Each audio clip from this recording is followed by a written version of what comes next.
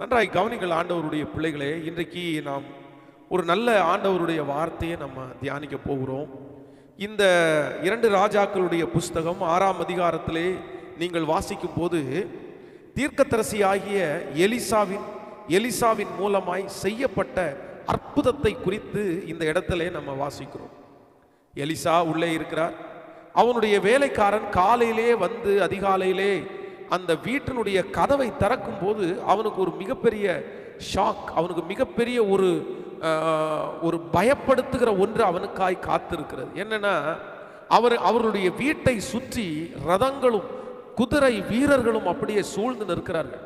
எதற்காக சூழ்ந்து நிற்கிறார்கள் சொன்னா, எலிசாவையும் இவர்களையும் எல்லாரையும் சிறைபிடித்து கொண்டு போகிறதற்காக நிற்கிறார்கள்.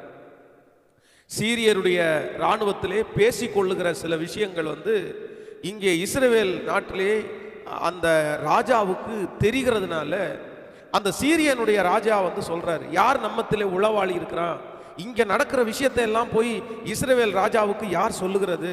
அவர்கள் சொல்லுகிறதுனால தான் அந்த ராஜா நம்ம எந்த இடத்துல போய் அவங்கள தாக்கலான்னு நினைக்கிறோமோ அந்த இடத்துல அவன் ஆட்களை விட்டு நம்மை அவன் மடங்கடித்து விடுகிறான். அப்படி சொல்லும் போதுதான் அவனுடைய சீரியா நாட்டினுடைய அந்த தளபதிகள் சொல்லுகிறார்கள், நம்ம நினைக்கிறது மாதிரி நம்முடைய ஆட்கள் உளவாளிகள் யாரும் இல்லை, அவங்களுக்குள்ளே ஒரு தீர்க்கதரிசி ஒருத்தன் இருக்கிறான், நம்ம இங்க பள்ளி அறையில பேசி கொண்டிருக்கிறத அவன் அந்த ராஜாவுக்கு தெரியப்படுத்துறான், அதனாலதான் நம்மளை தோற்று போறோம். அந்த ஒரே ஒரு நபரை நம்ம பிடிச்சா போதும், அந்த ஒரே ஒரு நபரை நம்ம தூக்கிட்டோம் அப்படின்னா கிளியரா ஈஸியா இந்த ராஜாக்களை நம்ம ஜனங்களை பிடிச்சிடலாம் அப்படின்னு அவன் சொல்றான். சொல்லும் போது அந்த சீரியா நாட்டிலே இருக்கிற அந்த ராஜா தன்னுடைய இராணுவங்களை அனுப்பி இந்த எலிசாவுடைய வீட்டிலே எலிசாவை இப்ப கடத்துகிறதற்காக அக்னி அந்த ரதம் குதிரை வீரர்களோடு நிற்கிறார்கள். காலையில கேயாசி பார்க்கும்போது பார்த்தா அத்தனை பேர் சூழ்ந்து இருக்கிறாங்க. உடனே இவன் அப்படியே கத்துறான். தேவனுடைய மனுஷனின் வேலைக்காரன் 15வது வசனம், அதிகாலமே எழுந்து வெளியே புறப்படுகையில் இதோ இராணுவமும் குதிரைகளும் ரதங்களும் பட்டணத்தை சுற்றி கொண்டிருக்க கண்டான். அப்பொழுது வேலைக்காரன் அவனை நோக்கி, ஐயோ என் ஆண்டவனே, என்ன செய்வோம் என்றான். அவனுக்கு பயங்கரமான பயம் வருது. இந்த மாதிரி சூழ்நிலையில என்ன பண்றதுன்னே தெரியலையே, இவ்வளவு பேர் நம்மளை சுற்றி நிற்கிறார்களே. அந்த நெருக்கமான ஒரு நேரத்துல தீர்க்கதரிசி செய்த ஒரு 2 காரியங்களை குறித்து இன்றைக்கு உங்களோடு பேசி உங்களுக்காக ஜெபிக்கிறதற்கு ஆசைப்படுகிறேன். ஆண்டவருடைய பிள்ளைகளே, சுற்றிலும் இப்பொழுது நெருக்கம். அவனை கொல்லுவதற்காக, அவனை அழைத்து கொண்டு போவதற்காக, அவனை கடத்துவதற்காக ஆட்கள் வந்திருக்கிறார்கள். அப்போ அந்த நெருக்கமான ஒரு சூழ்நிலையில ஒரு தேவனுடைய பிள்ளை செய்த காரியம் அவர்களை அந்த நெருக்கமான சூழ்நிலையிலிருந்து அப்படியே எடுத்து போட்டது. ஒருவேளை இன்றைக்கு இந்த சத்தத்தை கேட்கிற அன்பு தேவனுடைய பிள்ளையே, நீங்கள் நெருக்கத்திலே இருக்கலாம். உங்களை சுற்றி அதே போல எப்படி இந்த தீர்க்கதரிசியினுடைய வேலைக்காரனை பயப்படுத்தினதோ அதே போல உங்களை பயப்படுத்துகிற அநேக சக்திகள் உங்களுக்கு எதிராய் நிற்கலாம். நீங்கள் பயந்து போய் இருக்கலாம். இந்த நெருக்கமான சூழ்நிலையை எப்படி கையாளுவது என்று உங்களுக்கு தெரியாமல் நீங்கள் திகைத்து போகலாம். ஆனா இந்த நெருக்கமான சூழ்நிலையை தேவனுடைய ஊழியக்கார கடந்தது போல நாம் கடப்போமே ஆனால் இந்த சூழ்நிலை நமக்கு தோல்வியாய் அல்ல, வெற்றியாகவே அமையும் என்கிறதுல எந்த சந்தேகமே இல்லை. ஹல்லேலூயா. நம்பர் 1, முதலாவதாக ஒரு தேவனுடைய பிள்ளையே, இந்த நெருக்கமான இந்த சூழ்நிலையிலே ஒரு தேவனுடைய மனுஷன் செய்த காரியத்தை குறித்து வேதத்தில் வாசிக்கும் போது நீங்கள் 16வது வசனத்தை வாசிக்கும் போது வேதம் சொல்லுகிறது, அதற்கு அவன் பயப்படாதே, அவர்களோடு இருப்பவர்களை பார்க்கிலும் நம்மோடு இருக்கிறவர்கள் அதிகம். பயப்படாதே, அவர்களோடு இருப்பவர்களை பார்க்கிலும் நம்மோடு இருப்பவர்கள் அதிகம். கவனிங்கள் ஆண்டவருடைய பிள்ளைகளே, நெருக்கமான நேரத்திலே இந்த தேவனுடைய ஊழியக்காரன், தேவனுடைய தீர்க்கதரிசி வேதம் சொல்லுகிறது, விசுவாசமான வார்த்தைகளை பேசுகிறார்.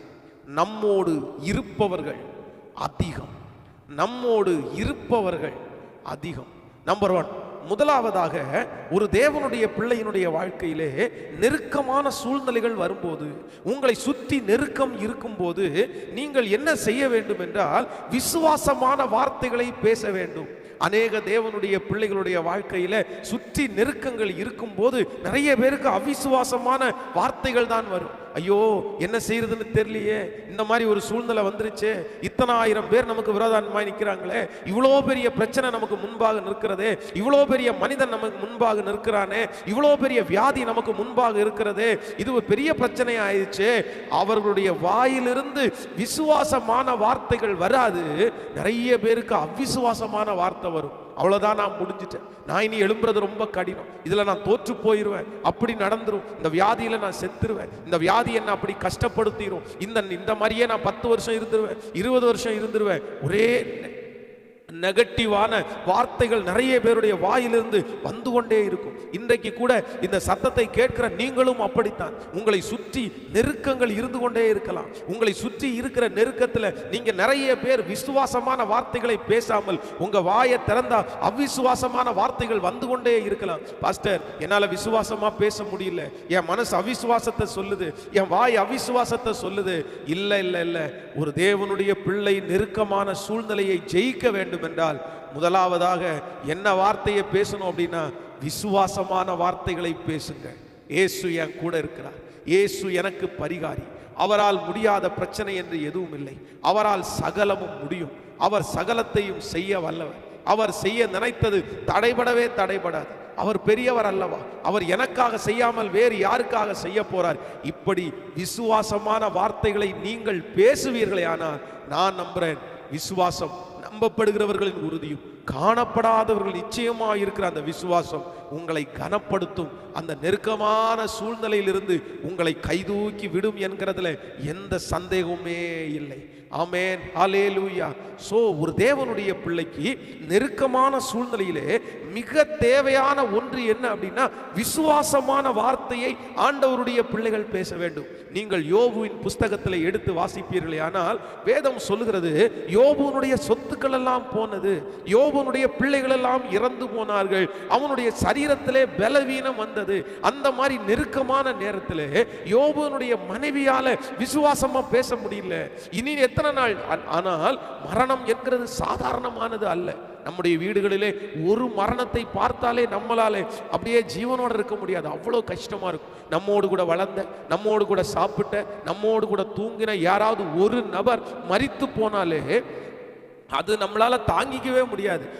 அந்த நபரை குறித்து நமக்கு ஞாபகம் எத்தனை வருடமானாலும் அந்த நம்முடைய வீட்டில் ஒரு மரணம் வந்துருச்சுன்னா அதனுடைய தாக்கம் அதிகமாக இருக்கும். ஆனால் இந்த வீட்டில் ஒரு மரணம் அல்ல, தன்னுடைய எல்லா பிள்ளைகளையும் ஒரே நாளிலே சாக கொடுத்தான். அவனுடைய மனசு எப்படி இருக்கும்? அதனால தான் அவனுடைய மனைவியினுடைய மனது அப்படியே உடைஞ்சு போய் தான் அவங்க பேசுறாங்க. இல்லை இனி ஆனா அந்த மாதிரி சூழ்நிலை வந்த போதிலும் வேதம் சொல்லுகிறது, யோபு தன்னுடைய வாயை திறந்து அவிசுவாசமா பேசவே இல்லை. தேவனுடைய கையிலே நன்மையை பெற்ற நாம் தீமையை பெற வேண்டாமோ? கர்த்தர் கொடுத்தார், கர்த்தர் எடுத்தார், கர்த்தருடைய நாமத்திற்கு ஸ்தோத்திரம். என் தோல் முதலானவைகள் அழுகி போனாலும் நான் அவரை பார்ப்பேன், அந்நிய கண்கள் அல்ல என் கண்களே அவரை காணும், அவர் என்னை கொன்று போட்டாலும் அவர் மேல் நம்பிக்கையாய் இருப்பேன். இப்படி விசுவாசமான வார்த்தைகள், விசுவாசமான வார்த்தைகள். தேவரீர் நீர் சகலத்தையும் செய்ய வல்லவர், நீ செய்ய நினைத்தது ஒன்றும் தடைபடாது. இப்படிப்பட்ட விசுவாசமான வார்த்தையை பேசினதுனாலே அந்த நெருக்கமான சூழ்நிலைகளை கர்த்தர் மாற்றி அவனை 2 மடங்கு ஆசீர்வதித்தார். இன்றைக்கு இந்த சத்தத்தை கேட்கிற யாரோ ஒருத்தரிடத்துல ஆண்டவர் தெளிவாய் பேசுகிறார். மகளே, நீ அதிகமான அவிசுவாசமான வார்த்தைகளை பேசுகிறாய். மகனே, நீ அதிகமாய் அவிசுவாசமான வார்த்தையை பேசுகிறாய். உன்னை சுற்றி இருக்கிற நெருக்கம், உன்னை சுற்றி இருக்கிற சூழ்நிலை, உன்னை சுற்றி இருக்கிற மனிதர்கள், உன்னை சுற்றி இருக்கிற பிரச்சனையை பார்த்து பார்த்து நீ அவிசுவாசமாய் பேசி பேசி ஒவ்வொரு நாளும் கீழே போய் கொண்டிருக்கிறாய். ஆனா ஆண்டவர் இன்றைக்கு உன்னை தட்டி கொடுத்து சொல்லுகிறார், உன் பக்கத்துல வந்து சொல்லுகிறார், உன் கரத்தை பிடித்து சொல்லுகிறார், உன் வாயினாலே அவிசுவாசமாய் பேசாதே, நெகட்டிவாய் நீ பேசாதே. இந்த சூழ்நிலையில ஆண்டவர் என்னை நிறுத்துவார் என்று விசுவாச அறிக்கை செய்வாயானால் உன்னை தூக்கி நிறுத்துகிற ஒருவர் உண்டு என்று ஆண்டவர் இன்றைக்கு உங்களுக்கு திருவளம் பற்றுகிறார். எனக்கு தெரிந்த ஒரு தேவனுடைய ஊழியர், அவர் திடீரென்று ஒரு சூழ்நிலையினாலே கடன் பிரச்சனையினாலே மாட்டப்பட்டார். அவர் கடன் வாங்கக்கூடாது, ஆனால் அவர் கடன் வாங்கி நிறைய இடங்களிலே தன்னுடைய கடனை கட்ட முடியாமல் ரொம்ப கஷ்டப்பட்டார். அப்பொழுது அவருடைய திருச்சபையில் இருக்கிற நிறைய பேர் வந்து, நீங்களே கடனோட இருக்கிறீங்க, நீங்க கடனோட சேர்ந்து எங்களை ஆசீர்வதிச்சா நாங்களும் கடன்காரங்களை தான் மாறிடுவோம் அப்படின்னு சொல்லி அவரை வெறுக்க ஆரம்பித்தார். எங்களுக்கு நீங்கள் பாஸ்டராக இருக்க வேண்டாம் அப்படின்னு அவரை துரத்தினாங்க. அப்போ கடன்காரங்க வந்து அவருக்கு இருக்கிற வண்டியெல்லாம் எடுத்துட்டு போயிட்டாங்க. ரொம்ப அவமானப்பட்டார். தேவனுடைய சமூகத்துல அப்படியே கடந்து போய் ஜெபிக்க ஆரம்பித்தார். ஆண்டவரே, நீர் ஆசீர்வதிக்கிறதற்கு வல்லவர், நீர் என்னை உயர்த்துறதற்கு வல்லவர். அப்பொழுது ஒரு விசை அவர் ரொம்ப ரொம்ப மோசமான இந்த மாதிரி சூழ்நிலை போய் கொண்டிருக்கும் போது ஒரு கன்வென்ஷன் கூட்டத்துக்கு சரி அட்டன் பண்ணலான்னு தான் போனார். அந்த கூட்டத்தில் வந்து அவர் வந்து அந்த கூட்டம் நடக்கும்போது போய் அந்த கூட்டத்தில் ஜெபம் பண்ணி அந்த வசனத்தை கேட்டுட்டு வரலான்னு சொல்லி யாருக்கும் தெரியாமல் அந்த இடத்துல அந்த கூட்டத்துக்கு போனார். ஆனால் அந்த கூட்டத்தில் போய் உட்கார்ந்து இவர் ஆண்டவர் ஆராதிச்சுட்டு இருக்கும்போது அந்த கூட்டத்திலே பிரசங்கம் பண்ணுகிற பிரசங்கியார், ஸ்பெஷல் கெஸ்ட், இவரை தூரத்திலிருந்து பார்த்தாங்க. தூரத்தில் இருந்து பார்த்த உடனே அவரை கண்டுபிடிச்சிங்க வா அப்படின்னு கூப்பிட்டாரு. நீ எப்படி இருக்க அப்படின்னு கேட்டாரு. நல்லா இருக்கிறாயா அப்படின்னு.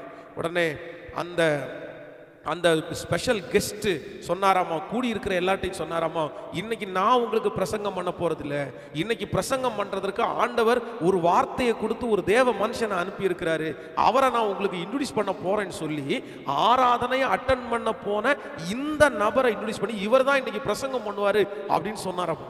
இவருக்கு ரொம்ப ஷாக் ஆயிடுச்சு. ஆண்டவரே, நானே கடன் பிரச்சனைனால உடஞ்சு போய் ஆண்டவருடைய வார்த்தையை கேட்கலான்னு தான் வந்தேன், ஆனா இந்த இடத்துல நீங்க என்ன பிரசங்கம் பண்ண வைக்கிறீங்களே. கர்த்தர் சொன்னாராமா, நீ பேசு அப்படின்னு. அன்றைக்கு அந்த கூட்டத்தில் அந்த தேவனுடைய மனுஷனை ஆண்டவர் வல்லமையாய் பயன்படுத்தினார். அந்த கூட்டத்தினுடைய முடிவில் அந்த அந்த ஸ்பெஷல் கெஸ்டாய் அழைக்கப்பட்டிருந்த அந்த போதகர் அவர் சொன்னாராமா, இது ஒரு பெரிய தேவ மனுஷன், இவனுக்குள்ள நிறைய கிருபைகள் இருக்குது, உங்களுடைய திருச்சபைகளில் இவரை பயன்படுத்தலாம், இவர் நிறைய லட்சங்களுக்கு பயன்படுவார் அப்படின்னு சொல்லிட்டு தன்னுடைய பாக்கெட்டுக்குள்ள இருந்து ஒரு பண பையை எடுத்து அவருடைய கையில கொடுத்து, இதாப்பா கர்த்தர் உனக்கு கொடுக்கறதற்காக என்கிட்ட சொன்னாரு, நீ இதை வச்சுக்கோ அப்படின்னு சொல்லி அவர் போயிட்டாராமா. அவருடைய கையில எடுத்து பார்த்தால் அவர் கடன் கட்ட வேண்டிய பணம் அவருடைய கையில இருந்தது. அந்த பணத்தை கொண்டு போய் கடனை கட்டினார். அன்று முதல் ஆண்டவர் அவரை ஆசீர்வதிக்க ஆரம்பித்தார். இன்றைக்கு தேசத்திலையும் பல நாடுகளிலையும் ஆண்டவருக்காக பெரிய ஊழியத்தை செய்கிற ஒரு தேவ மனுஷனாய் மாற்றப்பட்டு கர்த்தருக்காக ஊழியம் செய்து கொண்டிருக்கிறார்.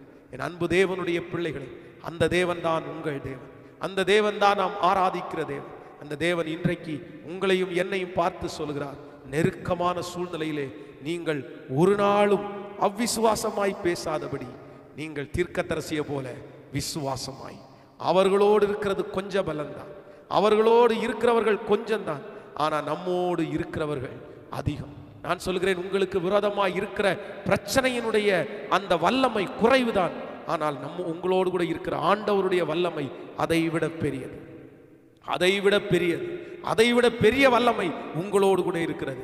ஆண்டவருடைய பிள்ளைகளை கர்த்தரப்படி பார்ப்பார். நீங்கள் வேதத்திலே ஒரு வசனத்தை, லூக்கா எழுதின சுவிசேஷம் 1ஆம் அதிகாரத்திலே 20வது வசனத்தை வாசிக்கும் போது வேதம் சொல்கிறது, யோவான் என்கிற அந்த யோவானுடைய தகப்பனாகிய ஆசாரியன் தூபம் காட்டுகிறதற்காக அங்கு தேவனுடைய சமூகத்திலே போய் நிற்கிறார். அதை வாசிக்கும் போது லூக்கா எழுதின சுவிசேஷம் 1ஆம் அதிகாரத்திலே 20வது வசனத்தை நாம் வாசிக்கும் போது, இதோ தகுந்த காலத்தில் நிறைவேற போகிற என் வார்த்தைகளை நீ விசுவாசியாதபடியால் இவைகள் சம்பவிக்கும் நாள் மட்டும் நீ பேசக்கூடாமல் ஊமையாயிருப்பாய். இங்கே சகரியா என்கிற ஒரு ஊழியக்காரன் தேவனுடைய சமூகத்தில் வந்து வேதம் சொல்லுகிறது, அவன் வந்து அன்றைக்கு அந்த ஆசாரிய ஊழியத்தை அவன் தான் செய்ய வேண்டும். அப்போ ஆசாரிய ஊழியத்தை அவன் செய்து கொண்டிருக்கும் போது ஆண்டவருடைய வார்த்தை அவனுக்கு வருது. 18வது வசனம், அப்பொழுது சகரியா தேவதூதனை நோக்கி, இதை நான் எதனால் அறிவேன், நான் கிழவனாய் இருக்கிறேன், என் மனைவி வயது சென்றவளாய் இருக்கிறாளே என்றான். தேவதூதன் அவனுக்கு பிரதி உத்தரமாக, நான் தேவ சன்னதியில் நிற்கிற காபிரியேல் என்பவன், உன்னுடனே பேசவும் உனக்கு இந்த நற்செய்தியை அறிவிக்கவும் அனுப்பப்பட்டு வந்தேன். காபிரியேல் தூதன் வந்து இந்த மாதிரி தகுந்த காலத்தில் உனக்கு ஒரு பிள்ளை பிறக்க போகுது, அவன் தேவனுக்கு வழிகாட்டுகிறவனா இருப்பான் அப்படின்னு நல்ல தீர்க்க தரிசனத்தை சொல்லும் போது, இந்த தீர்க்க தரிசனத்தை இந்த சகரியா தேவனுடைய ஊழியக்காரன் அவர் நம்ப மாட்டார். அவர் உடனே அவிசுவாசமா பேசுவார். அவன் என்ன பேசுவார் அப்படின்னா, நான் கிழவனா இருக்கிறேன், என் மனைவி வயது சென்றவர்களா இருக்கிறாளே.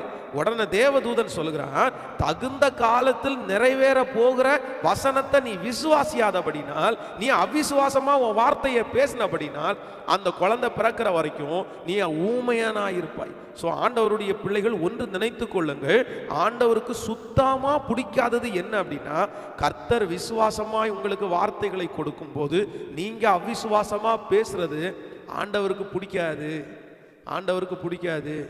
அதை நாம் ஆண்டவரை குறைவாய் மதிப்பு போடுவதற்கு சமமானது. நம்ம அப்படி குறைவா மதிப்பு கொடுறோம். நம்முடைய ஆண்டவர் பெரியவர் அல்லவா? அதனால எவ்வளவு நெருக்கமான சூழ்நிலையிலும் ஒரு தேவனுடைய பிள்ளையினுடைய வாயிலிருந்து என்ன வார்த்தை தான் வரணும்னா விசுவாசமான வார்த்தையை தான் வர வேண்டும். விசுவாசமான வார்த்தையை தான் பேச வேண்டும். நீங்கள் வேதத்தில் நிறைய மனிதர்களை அப்படி வாசிக்கலாம். தாவீதை குறித்து வேதம் சொல்லுகிறது, அவன் நெருக்கமான சூழ்நிலையிலே சொல்லுகிறான், உம்மாலே நான் ஒரு சேனைக்குள் பாய்வேன், என் தேவனாலே ஒரு மதிலை தாண்டுவேன். அப்படி ஒரு விசுவாசமான வார்த்தை. எஸ்தரை குறித்து வேதத்தில் வாசிக்கும் போது வேதம் சொல்லுகிறது, நான் இவ்விதமாய் சட்டத்தை மீறி ராஜாவினிடத்திற்கு பிரவேசிப்பேன், நான் செத்தாலும் சாகிறேன் அப்படின்ற ஒரு விசுவாசமான அறிக்கை. தானியேலை குறித்து வேதம் சொல்லுகிறது, சிங்கங்கள் அவனை சேதப்படுத்த படிக்கு அவனுக்குள்ள ஒரு மிகப்பெரிய விசுவாசமான வார்த்தை. இப்படி தேவன் பயன்படுத்தின அநேக பாத்திரங்கள் நெருக்கமான சூழ்நிலையில விசுவாசமான வார்த்தையை பேசி ஜெயித்திருக்கிறார்கள். கைகளை உயர்த்தி ஒரு ஹல்லேலூயா சொல்லு. இன்று ஆண்டவருடைய பிள்ளைகளை எத்தனை பேர் ஒப்பு கொடுக்க போகிறீர்கள்? எத்தனை பேர் நீங்கள் ஜெபிக்க போகிறீர்கள்? ஆண்டவரிடத்தில் சொல்லுங்கள், ஆண்டவரே நான் தான் அப்படிப்பட்ட நபர், எனக்காக தான் இந்த வார்த்தையை பேசுகிறேன், நான் தான் நிறைய அவிசுவாசமாய் பேசிக்கொண்டே இருக்கிறேன். என் சூழ்நிலையை பார்க்கும்போது, எனக்கு முன்பாக இருக்கிற நெருக்கத்தை பார்க்கும்போது எனக்குள்ள அவிசுவாசமாய் பேசிக்கொண்டே இருக்கிறது, என் சிந்தை அவிசுவாசமாய் பேசுகிறது, என் இருதயம் அவிசுவாசமாய் பேசிக்கொண்டே இருக்கிறது. இப்பொழுது ஆண்டவருடைய சமூகத்தில் நீங்கள் இருக்கிற இடங்களிலே, நீங்கள் இதை பார்த்து கொண்டிருக்கிற இடத்திலே ஒப்பு கொடுத்து இப்பொழுதே உங்களுடைய இருதயம் விசுவாசமாய் பேச ஆரம்பிக்கட்டும். விசுவாசமாய் பேசி ஆரம்பிக்கட்டும். ஆண்டவரே நீர் பெரியவர், ஆண்டவரே நீர் யாவையும் செய்து முடிக்க வல்லவர், நீ செய்ய நினைத்தது ஒன்றும் தடைபடாது என்று உங்களுடைய இருதயம் அவருடைய அவிசுவாசத்தினாலே அல்ல விசுவாசத்தினால் நிரம்பட்டும். ஹல்லேலூயா, ஹல்லேலூயா, ஆமென். நம்பர் 1, ஒரு தேவனுடைய பிள்ளை நெருக்கமான சூழ்நிலையில நீங்க என்ன பண்ணணும் அப்படின்னா, விசுவாசமான வார்த்தைகளை நீங்க பேசுங்க. கொஞ்சம் கடினமா தான் இருக்கும். எப்படி பாஸ்டர் அப்படின்னு இல்ல, விசுவாசமாய் பேசிக்கொண்டே இருப்போம். ஆண்டவர் நம்முடைய வார்த்தையை கனப்படுத்துகிறவர், நம்மை நிறுத்த வல்லவரா இருக்கிறார். ஆமென். நம்பர் 2, இரண்டாவது ஒரு காரியத்தை கூட உங்களுக்கு சொல்லி உங்களுக்காக ஜெபித்து நான் முடிக்க ஆசைப்படுகிறேன். இந்த இடத்திலே இந்த நெருக்கமான சூழ்நிலையிலே ஒரு மிகப்பெரிய ஜெயத்தை தேவனுடைய தீர்க்கதரிசி பெற்றுக்கொள்றதற்கு என்ன காரணம் என்று நீங்க வேதத்தில் வாசிக்கும் போது 16வது வசனத்தை நீங்கள் வாசிப்பீர்களே ஆனால், ஸ்தோத்திரம், 2 ராஜாக்களிலே 6ஆம் அதிகாரம், 2 ராஜாக்கள் 6ஆம் அதிகாரம் 16வது வசனம், அதற்கு அவன் பயப்படாதே, அவர்களோடு இருப்பவர்களை பார்க்கிலும் நம்மோடு இருக்கிறவர்கள் அதிகம். கவனிங்க, இந்த இடத்துல 2 பேரும் பார்க்கிறார்கள். வேலைக்காரனும் பார்க்கிறான், தீர்க்கதரிசியும் பார்க்கிறான். ஒரு நெருக்கமான சூழ்நிலை, எதிராக இப்பொழுது பெரிய பெரிய ஆட்கள் நின்று கொண்டிருக்கிறார்கள், ரதங்களோடு நின்று கொண்டிருக்கிறார்கள், குதிரை வீரர்கள் நின்று கொண்டிருக்கிறார்கள். அவங்க 2 பேருமே பார்க்கிறாங்க. அவரும் பார்க்கிறாரு, அந்த வேலைக்காரனும் பார்க்கிறான். ஆனா இவங்க 2 பேருடைய பார்வையிலையும் வித்தியாசம் இருக்குது. என்ன அப்படின்னா, இந்த வேலைக்காரன் இந்த நெருக்கமான சூழ்நிலையிலே எதிரியை தான் பார்க்கிறான். தனக்கு முன்னாடி நிற்கிற எதிரியை பார்த்துட்டான். ஐயோ, ரதங்களோட வந்து நிற்கிறாங்க, குதிரை வீரர்களோட வந்து நிற்கிறாங்க. ஆனா தேவனுடைய மனுஷன் எதிரியை பார்க்கல. யாரை பார்த்தான் அப்படின்னா, அக்கினிமயமான குதிரை வீரர்களோடு நிற்கிறவர்களை. அதான், இதோ ராணுவம் குதிரை ரதங்களும் பட்டணத்தை சுற்றி கொண்டிருக்க கண்டான். அப்பொழுது வேலைக்காரன் அவனை நோக்கி, ஐயோ என் ஆண்டவனே, என்ன செய்வோம் என்றான். அப்பொழுது அவன் பயப்படாதே, அவர்களோடு இருப்பவர்களை பார்க்கிலும் நம்மோடு இருப்பவர்கள் அதிகம். நீங்கள் 17வது வசனத்தினுடைய பின்னணியை வாசிக்கும் போது, அந்த வேலைக்காரன் கண்களை திறந்தார். இதோ எலிசாவை சுற்றிலும் அக்கினிமயமான குதிரைகளாலும் ரதங்களாலும் அந்த மலை நிறைந்திருக்கிறதை அவன் கண்டான். ஹல்லேலூயா. ஆண்டவருடைய பிள்ளைகளே, எலிசா வெளியே வந்து பார்க்கும்போது அவனுடைய கண்ணுக்கு எதிரி தெரியல, தன்னை காப்பாற்ற வந்த தேவனுடைய தூதர்கள், அக்கினி ரதமான குதிரை வீரர்களோடு இருக்கிற அந்த சேனையை அவன் கண்டான்.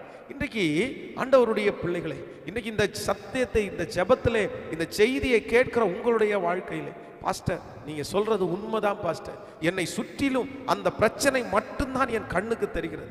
உங்களை சுற்றி அந்த பிரச்சனை மட்டும்தான் உங்க கண்ணுக்கு தெரியும். அப்படியே கண்ணை நிறைய பேருக்கு கண்களை மூடி தூங்குறதற்காக ஆயத்தப்படும் போது கூட பாருங்க, கண்ணு தான் மூடி இருக்கும், ஆனா சிந்தைக்குள்ள அவங்களுடைய பிரச்சனை தான் ஞாபகம் வரும். அப்படியே கண்ணு பிரச்சனையை மட்டும்தான் பார்க்கும். வெளியே போனா பிரச்சனையை மட்டும்தான் பார்க்கும். ஐயோ, என் கண்ணில் முழுக்க முழுக்க என்னுடைய வாழ்க்கையினுடைய முடிவு மட்டும்தான் தெரியுது, தோல்வி மட்டும்தான் தெரியுது. அப்படி என்கிற அந்த காரியத்தோடு போராடி கொண்டிருக்கிற ஆண்டவருடைய பிள்ளையே, உங்களுடைய கண்கள் பிரச்சனையை பார்க்கிறதை நிறுத்தட்டும், தேவையை பார்க்கிறதை நிறுத்தட்டும், அந்த எதிரியான மனுஷனை பார்க்கிறதை நிறுத்தட்டும்.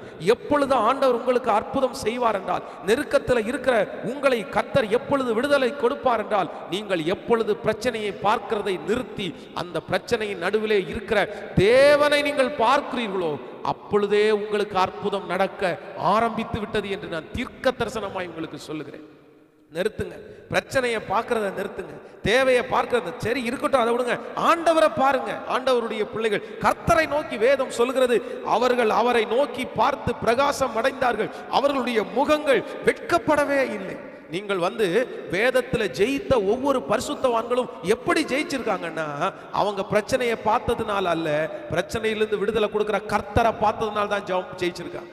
அதனால தான் அவங்க பெரிய வெற்றி அடைந்தார்கள். வேற எதனாலையுமே இல்லை, வேற எதனாலையுமே இல்லை. இன்றைக்கு இந்த சத்தத்தை கேட்கிற அன்பு தேவனுடைய பிள்ளையே, இன்றைக்கு கர்த்தர் உங்களுக்காக தான் பேசி கொண்டிருக்கிறார். இந்த நெருக்கத்திலிருந்து உன்னை விடுதலையாக்க நான் விரும்புகிறேன். உன்னுடைய கண்கள் நேராய் நோக்க கடவுது. உங்க கண்கள் என்ன பார்க்கட்டும். வேதம் சொல்லுது, அவ்வளவு பெரிய அக்னி, நான் ஃபர்ஸ்ட் சொன்னது போல 7 மடங்கு அக்னி எரித்து கொண்டிருக்கிறது. ஆனா அங்க கொண்டு போய் போனவங்க செத்து விடுறாங்க. ஆனா வேதம் சொல்லுகிறது, இல்ல இல்ல, அங்க ஒருத்தர் காப்பாற்றுவதற்காக அங்க நிற்கிறார். நீங்கள் அறியாத ஒருவர், நீங்கள் உங்கள் கண்களுக்கு தென்படாத ஒருவர், நான் நம்புறேன், தீர்க்க தரிசனமா சொல்றேன் சிஸ்டர், பிரதர், அந்த பிரச்சனையின் நடுவில் இருக்கிறார், அந்த தேவையின் நடுவில் இருக்கிறார். நீங்க தான் அவரை பார்க்கல.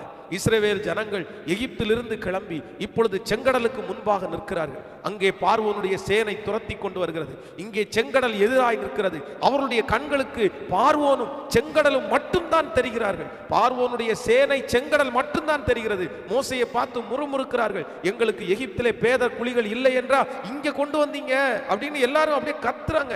அவங்களுக்கு வேற எதுவுமே தெரியல. ஆனா வேதம் சொல்லுது, அந்த அவங்களுக்கு அவங்க கண் இது ரெண்டையும் தான் பார்த்துருச்சு.